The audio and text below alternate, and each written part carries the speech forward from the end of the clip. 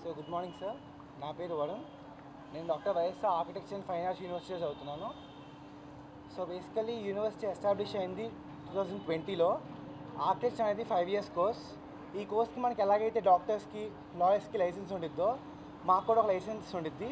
Council of architecture, COA అనే body నుంచి వచ్చింది.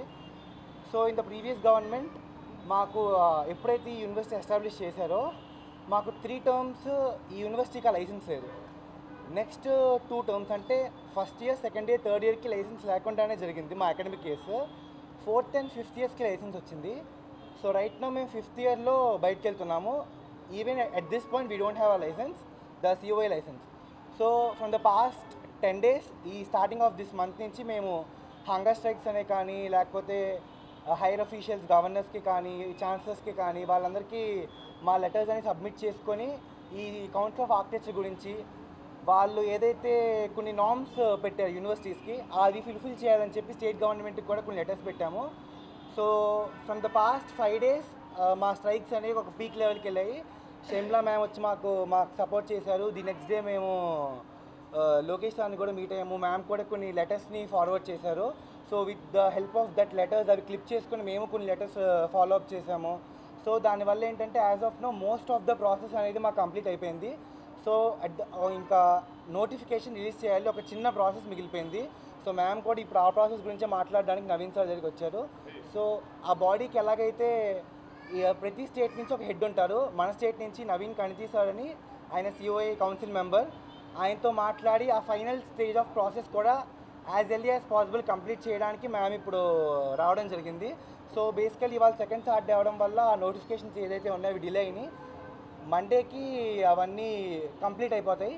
అండ్ దెన్ మా ప్రాసెస్ కూడా కొంచెం త్వరగానే వచ్చేసింది. వీ హోప్ 1 monthలో అదంతా త్వరగా వచ్చేస్తే మేము మా జాబ్స్కే కానీ, హైయర్ ఎడ్యుకేషన్స్కే కానీ త్వరగా మాకు ఫీజిబుల్గా ఉండిద్దని మేము ఆశిస్తున్నాం. మేము 3 days బ్యాక్ అనుకుంటా మ్యామ్ వచ్చారు. మేము మ్యామ్కి ఒక టేబుల్ వేసి, చైర్ వేసి అంతా అరేంజ్ చేసాం అనమాట. మ్యామ్ అక్కడ కూర్చుంటారని. మ్యామ్ వచ్చి మేము స్ట్రైక్ చేస్తూ ఉండగా మధ్యలో కూర్చున్నారు. మ్యామ్ ఈ యూనివర్సిటీ పెట్టినప్పుడు ప్రీవియస్ గవర్నమెంట్లో ఉన్న ఏదైతే జరిగినాయో అవి చెప్పారు. ఇప్పుడు మాకు ఎలా అయితే ఈ గవర్నమెంట్లో డిలే అవుతుందో అవి కూడా చెప్పారు. మొత్తం పాయింట్అవుట్ చేశారు. రైట్ నో చాలా వరకు రిజాల్వ్ అవుతూ వచ్చాయి.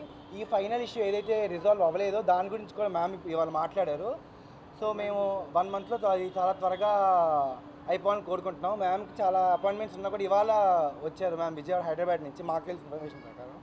సో మ్యామ్ ఇవాళ మీట్ అయ్యారు సార్ని, అది కూడా త్వరగా అయిపోతుందని మేము కోరుకుంటున్నాము. Thank you sir. నాకంటే బాగా మాట్లాడారు, చాలా స్పష్టంగా ఎక్స్ప్లెయిన్ చేయడం జరిగింది. అందరికీ నమస్కారం.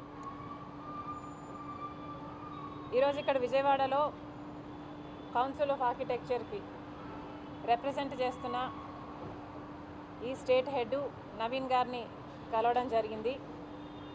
ఇందాక YSR institute of architecture and ఫైనాన్స్కి సంబంధించిన ఈ బిడ్డలు వాళ్ళ ప్రాబ్లమ్ని చాలా స్పష్టంగా ఎక్స్ప్లెయిన్ చేయడం జరిగింది. ఇంతకుముందు గవర్నమెంటు, వైసీపీ గవర్నమెంట్ ఉన్నప్పుడు వీళ్ళని ఈ యూనివర్సిటీలో అడ్మిట్ చేసుకోవడం జరిగింది. కానీ అడ్మిట్ చేసుకున్నప్పుడు కౌన్సిల్ ఆఫ్ ఆర్కిటెక్చర్ దగ్గర నుంచి లైసెన్స్ లేకుండానే వీళ్ళని అడ్మిట్ చేసుకోవడం జరిగింది. అలా 3 years కొనసాగింది.